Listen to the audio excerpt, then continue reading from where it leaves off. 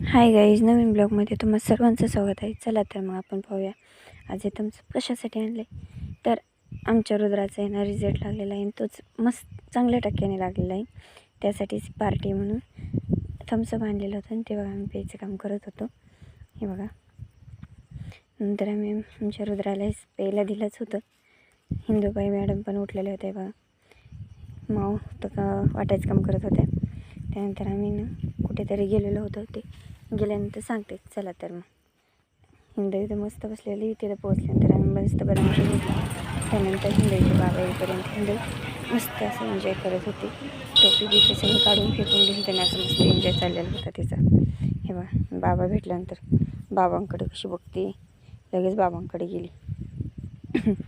आगाऊ झालेली. हे बघा, त्यानंतर मस्त आम्ही घरी निघून आलो.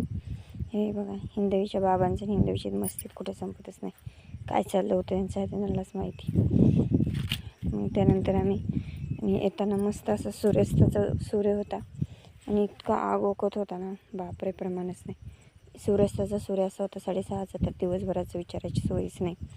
त्यानंतर तिथं लगीन घरी पोचल्याच मला बांगड्या भरायला बसवलं. तर बांगड्या भरून घेतल्यानंतर हे बघा मस्त चहा केलेला होता. चहा पिला आणि प्रवासाने मस्त डोकं उठलं होतं, त्यामुळेच मस्त चहा घेतला. त्यानंतर आम्ही सवसण्यांचं ताट वाढायला घेतले. हे बघा, सवसण्या जीव घातल्या. त्याने म्हणजे सवसणच नाही, बरंच खूप माझे लोक जेवले आणि नंतर मस्त आम्ही आवरून झोपायला घेतले. हे बघा, सर्व लोक झोपलेले होते. हे बघा, इथं पुरुष मंडळी झोपलेली होती. अंधार नव्हता म्हणून असं काहीतरी शूट झालेलं आहे. त्यानंतर वरमाईने असं मस्त वरची पुसून घेतली. त्यानंतर इकडेही असे झोपलेले होते मंडळी.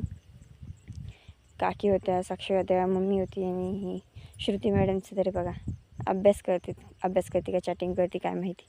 चला मग, लगीन घरी तुमची कशी घाई असते कमेंटमध्ये नक्की सांगा. चॅनल नवीन असेल तर सबस्क्राईब करायला विसरू नका. Bye bye.